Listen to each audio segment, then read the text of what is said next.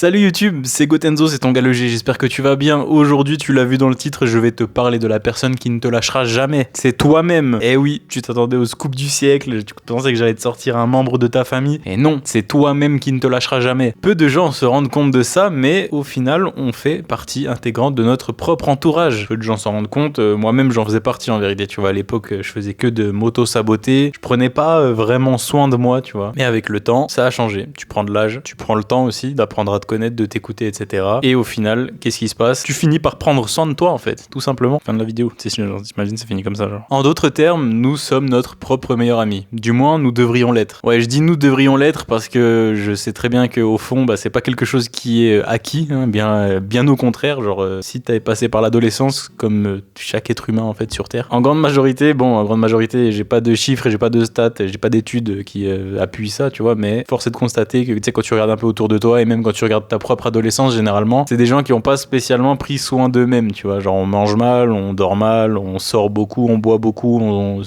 j'allais dire on se drogue. Moi, je me suis jamais drogué perso, mais je connais beaucoup de gens qui se sont drogués et tout. Bien que ça fasse partie de la jeunesse, de genre, je profite de mes jeunes années, je sais pas quoi. Il n'empêche qu'on se ruine à petit feu. Hein, j'en sais quelque chose avec l'alcool, notamment. J'ai sorti 3 vidéos sur l'alcool, tu peux aller les voir. Hein, elles sont dispo sur ma chaîne. Bon, ça date un petit peu maintenant, ça va faire 2 ans, bien un peu plus de 2 ans. Mais du coup, ouais, j'imagine qu'on est toutes et tous un peu passés par là. Et certains, ils sont encore même. C'est ça le problème, tu vois. Le truc dramatique, c'est que t'en as, ils s'en sortent même pas en fait. On devrait être notre propre meilleur ami, mais certains, c'est leur propre meilleur pire ennemi. Genre, tu vois ce que je veux dire? Genre, c'est nous-mêmes qui nous faisons le plus de mal. Généralement, moi, c'est de moi-même que j'ai le plus peur, tu vois. C'est personne du monde extérieur, entre guillemets. Genre, c'est vraiment dans mon monde intérieur, moi, que j'ai peur, tu vois. C'est de moi-même, au final. Donc, aujourd'hui, avec cette vidéo, j'ai envie de t'apporter un peu d'espoir. Prenons soin de notre relation avec nous-mêmes. C'est primordial pour une santé mentale, une santé physique, une santé en règle générale saine sur le long terme, vraiment. Nous sommes littéralement la seule personne qui ne nous lâchera jamais. C'est vrai, on va passer littéralement toute notre vie avec nous-mêmes. Genre, on est bloqué, entre guillemets, dans notre corps, dans notre esprit, du matin au soir. La seule personne qui ne nous lâchera jamais, c'est nous-mêmes. Alors, pourquoi se saboter? Pourquoi se faire du mal? Pourquoi ne pas prendre soin de soi-même en fait. Je fais une conférence là actuellement, je suis sur TEDx. Ce que j'aimerais que tu retiennes avec cette vidéo, tu vois, si vraiment je voulais apporter un message d'espoir, c'est vraiment prends soin de toi, prends soin de ta relation avec toi-même, essaye de manger plus sainement, essaye de te dépenser, de faire du sport, essaye de prendre soin de ton sommeil. Bon, à ce niveau-là, moi je vais pas te cacher que c'est un peu le dernier aspect de c'est pas du tout le dernier aspect, hein. J'ai encore plein de choses à apprendre et plein de choses à améliorer, mais vraiment le sommeil c'est le truc là, je suis en train actuellement de travailler dessus, mais je galère d'une force, c'est terrifiant. Mais essaye d'améliorer ton sommeil, ton alimentation, ta dépense énergétique, genre dépense-toi, défoule-toi, fais du sport, prends soin de cette relation que t'as avec toi-même. D'ailleurs, juste avant, je t'ai parlé de sport. Petite anecdote, j'ai eu cette idée de vidéo là, j'ai vraiment cette note là que j'ai écrit dans mon téléphone, je l'ai eu. J'étais en train de prendre ma douche juste après une séance de sport. Donc vraiment, le sport libère tellement d'hormones positives que les idées fusent en fait. Moi personnellement, après une séance de sport, bon, ça dépend. À mon avis, ça devait être une séance de sport où j'étais pas très intense. Ça devait pas être une séance qui m'a exténué parce que habituellement là, ces derniers temps, j'ai un peu augmenté le volume d'entraînement. Je fais des efforts plus intenses peut-être qu'à l'époque parce que je te mens pas que cette note date de facile 2022 peut-être, et je me rappelle qu'à cette époque-là je faisais pas des séances autant intenses que maintenant, donc à mon avis il devait me rester encore un peu d'énergie pour tu sais, la créativité, l'inspiration, etc. Mais généralement maintenant,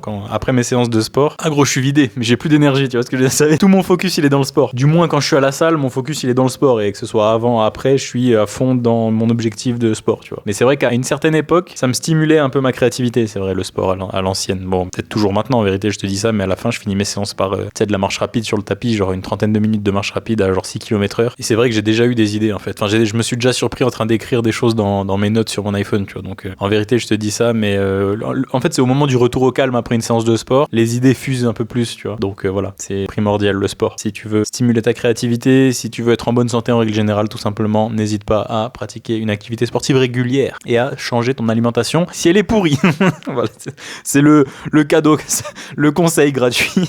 Non mais bref, moi j'ai fait le tour de ce que j'avais envie de te partager aujourd'hui. Petit message d'espoir, prends soin de toi, prends soin de ta relation avec toi-même, arrête de t'auto-saboter, je sais ce que tu ressens, moi aussi je suis passé par là longtemps, hein, pendant 7 ans, frérot, vraiment pendant des années je me sabotais comme n'importe qui, même mon pire ennemi n'aurait pas pu me saboter comme je me suis saboté, et c'est ça qui est très problématique de nos jours, tu vois, enfin de nos jours, depuis toujours, c'est même pas de nos jours, c'est depuis toujours, les gens s'auto-sabotent eux-mêmes, genre littéralement, même si t'avais un ennemi, je pense qu'il aurait même pas travaillé sur ta destruction, satisfaction, genre tu le fais toi-même en fait quand tu te sabotes. Je te jure, ça réjouit grandement tes ennemis en fait de devoir t'auto-saboter et carrément ça leur enlève du taf entre guillemets. Donc franchement, arrête de leur faire plaisir à tes ennemis, à ceux qui te veulent du mal, à ceux qui aimeraient voir ta chute. Arrête d'alimenter leur bonheur à tes ennemis. Affronte-les en prenant soin de toi. Si vraiment tu veux qu'on oriente le discours un peu de manière, tu sais, bataille en mode non, ne laisse pas tes ennemis gagner. Si tu veux pas laisser tes ennemis gagner, prends soin de toi. Comme ça, ils seront dévastés que tu prennes soin de toi parce que tu seras heureux. Du moins, tu paraîtras heureux. Ça, c'est deux débats opposés, hein, je vais pas te mentir, parce que tu peux paraître heureux et dans ta tête, ça peut être le chaos. Mais si la couverture de ton bouquin, tu vois ce que je veux dire, genre l'habit ne fait pas le moine, si.